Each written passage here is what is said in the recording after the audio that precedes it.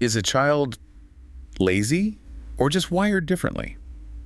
Today, we're talking about inattentive ADHD quiet, often missed and easily misunderstood. I'm Elliot Blackwell. I'm Pandora Kim. You're listening to We Might Be Wrong again. So, we are actually putting standard classroom environments on trial for you today. Right, we've gathered this massive stack of research to figure out if our educational systems are completely failing a specific group of students. Exactly. We're pulling from clinical diagnostic criteria, some incredibly dense neurobiology papers, and a really revealing survey of over 500 teachers. And our mission for this deep dive is to take you inside the brain of a student with predominantly inattentive ADHD. We really want to understand what is physically happening when a child appears to just be, zoning out. But I know you, and I can tell you're already raising an eyebrow at this. I have to admit, I'm approaching this with a fair amount of skepticism. I mean, when you look at the day-to-day reality of managing a classroom, these behaviors often just look like a fashionable excuse for a lack of discipline. See, calling a documented neurobiological condition a fashionable excuse is exactly the kind of bias we need to unpack today. Well, I read the medical criteria. It outlines symptoms like intense procrastination, frequent forgetfulness, and an inability to sustain attention on tasks for at least 6 months. Yeah, but that manual focuses on the external annoyances that teachers notice. It completely misses the internal agony the student is actually feeling. I suppose, but you can't really blame a teacher for focusing on the external disruption. If a student is staring out the window, that disruption to productivity is functionally identical to flat-out refusal. It's not refusal, though. Hmm? It also presents as lethargy, or what researchers actually call a sluggish cognitive tempo. A sluggish cognitive tempo. Yes. Picture a child who seems like they're trying to move and think through thick molasses. Their processing speed is literally lagging. That sounds like a highly academic way of saying someone is moving slowly because they just don't want to do the work. No, they aren't ignoring the work. Yeah. Have you ever heard of the ADHD iceberg concept? I assume it implies that the bulk of the problem is hidden beneath the surface. Exactly. The missed assignments or the daydreaming are just the tip of the iceberg visible above the water. Underneath, there is this massive, exhausting failure of self-regulation. Self-regulation of what, exactly? Attention. Attention, yes, but also emotions and impulses. The executive dysfunction here isn't a lack of underlying skill or intelligence. But it still requires a conscious mechanism to regulate those things, right?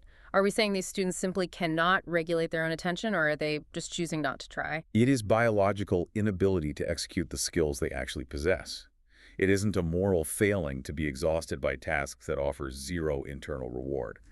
Let's apply a workplace analogy here for a second. Right. If I had an employee who consistently failed to finish reports and just stared at the wall, I wouldn't blame their brain wiring. Okay, let's hijack your own corporate analogy then. If your employee's computer hardware physically crashes every time they open a spreadsheet, you don't write them up for insubordination. Well, a broken hard drive is easy to diagnose and replace. A child's behavior is much more ambiguous, and, they aren't machines. Which is exactly why looking inside the scanner is so important. The hardware is genuinely malfunctioning. Logically, I would still call the employee's behavior a performance failure. I'd expect management to address it, just like a teacher needs to manage a classroom. I mean, their frustration is valid, but blaming the child is the real problem here. The teacher survey we reviewed shows that 58% of educators hold actively negative attitudes toward this diagnosis. 58%. That is a massive majority. They clearly view it as a convenient label for bad behavior rather than a medical reality. Which is terrifying when you consider how these biases play out in different environments. Ah. Look at the survey data regarding all-boys schools, for instance. Right, the teachers in those specific environments were significantly more likely to dismiss the symptoms entirely. Yeah, they hide behind the boys being boys smokescreen. Societal expectations of male hyperactivity create this shield that completely masks the inattentive suffering. Well, boys are naturally prone to testing boundaries and having excess energy. It makes logical sense that a teacher might attribute a lack of focus to typical male development. But when they do that, the diagnosis gets scoffed at. It's ignored, rather than being used as a tool to actually help the student learn. A label still doesn't change the fact that a student is failing to meet basic academic standards, though. We can't just lower the bar because someone has a hard time focusing. We aren't lowering the bar. We're looking at the neurobiology to understand why the standard approach is failing them. I'm still stuck on the idea that an excuse is an excuse. If a child isn't doing the work, we have to hold them accountable. You cannot hold someone accountable for a structural deficit in their brain.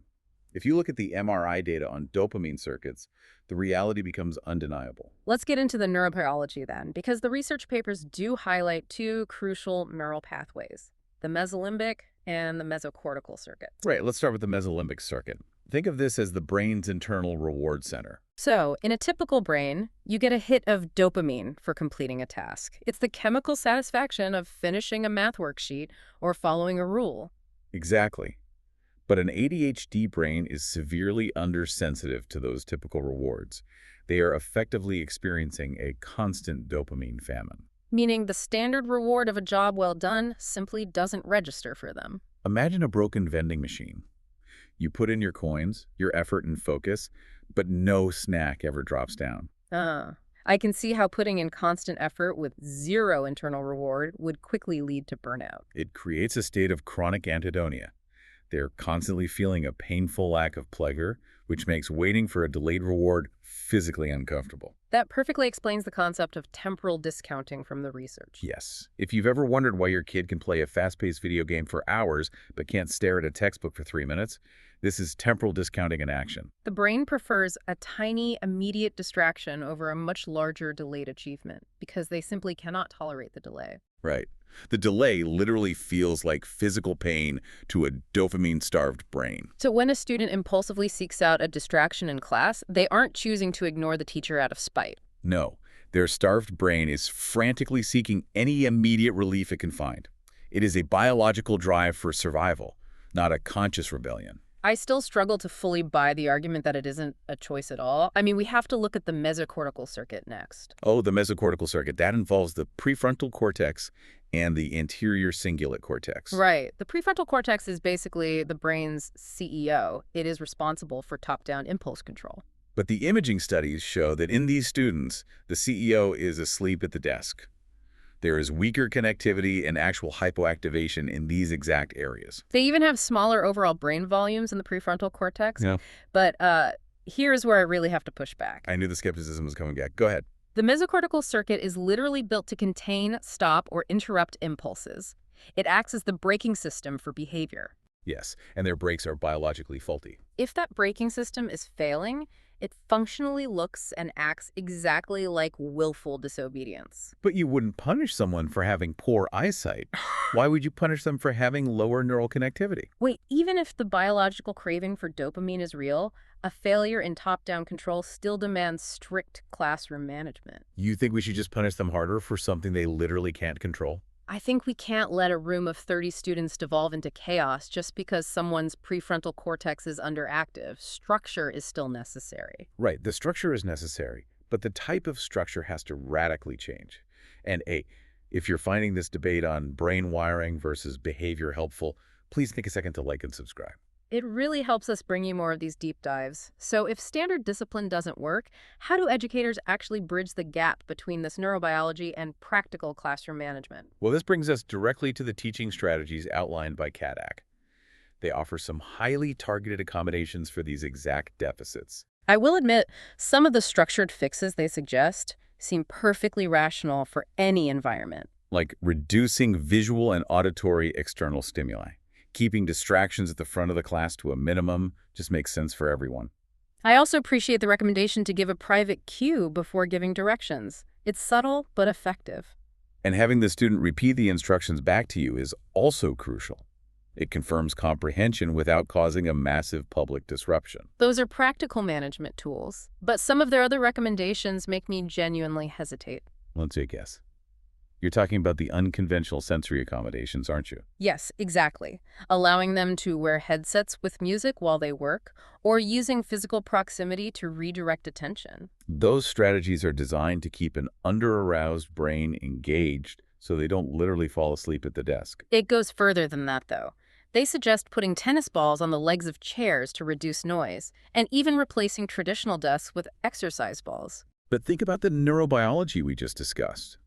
Giving a student an exercise ball provides a constant, low-level physical stimulation. It sounds like a fast track to absolute classroom anarchy.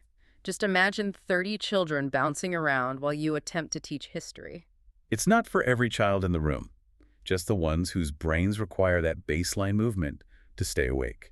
I'm not convinced that is fair to the other students. And what about the recommendation to let them chew gum or literally eat sour candies while they study? Oh, that is actually my absolute favorite biological hack in the entire guide. Wait, really? Handing a distracted child a bag of sour candy seems entirely counterproductive. You are actively rewarding them for not paying attention. No, you are missing the direct connection to the mesolimbic circuit. Remember the dopamine famine we talked about earlier? I remember the broken vending machine analogy, yes. Right. When you give them a sour candy, it creates such an intense sensory shock that it acts like a jump start to the brain's reward center. So you're saying the candy provides a physiological response, not just a sugar rush? Exactly. It gives that starved circuit the immediate tiny hit of dopamine it's been screaming for all morning. And by satisfying that immediate biological craving with candy, the prefrontal cortex can finally relax and step in. Yes, it entirely bypasses the problem of temporal discounting. You feed the dopamine need instantly, so the brain stops hunting for distractions in the room. I suppose the mechanism makes sense when you frame it as a biological intervention rather than a treat. Exactly. It's treating the underlying deficit rather than just policing the outward behavior. Practically speaking, I still think relying on forced repetition of instructions is much safer for a teacher trying to maintain order. Candy and exercise balls feel just a bit too risky. Well, we might just have to disagree on the candy hack. But there is one absolute rule in the CAT Act guide that I strongly suspect we will both align on. I'm curious to see if we do. What is the rule? A teacher must never, under any circumstances, restrict recess or gym class as a punishment for incomplete work. I actually agree completely with that. Wait, really? Even with your intense focus on strict classroom management and accountability? Yes. Removing physical movement from a child who already struggles with neurobiological self-regulation is completely illogical. Right. And yet, it is the most standard punishment in schools today. You didn't finish your worksheet, so you have to stay inside during recess. Which only guarantees that they will be even more dysregulated and inattentive for the rest of the afternoon. Exactly. You are taking away the one thing that naturally boosts their dopamine and helps them regulate their own bodies. It's a completely counterproductive cycle. Punishing a lack of focus by removing their primary tool for gaining focus makes no sense. I'm so glad we found some common ground there. Movement breaks are an essential biological requirement, not a privilege to be earned. Well, it forces us to synthesize everything we've looked at today. This quiet, inattentive presentation is clearly not just an excuse for a lack of discipline. And it's definitely not just typical childhood defiance either. It is a profound neurological mismatch. You have a brain functioning on low dopamine, suddenly thrust into a high-demand, highly structured environment. Right, an environment that requires the exact cognitive skills they biologically lack the ability to produce on demand. But despite all this research, there is one statistic from that teacher survey that is still deeply bothering me. Is it the data showing how often these behaviors are misdiagnosed as anxiety or depression? No, it's the relationship between factual knowledge and empathy. Oh, right. That part of the survey was fascinating. You would naturally assume that a teacher who memorized all these neurobiological facts would be more supportive and accommodating. But the survey revealed the exact opposite. Having high factual knowledge about the condition did not guarantee a more positive attitude from the educator. It's actually worse than that.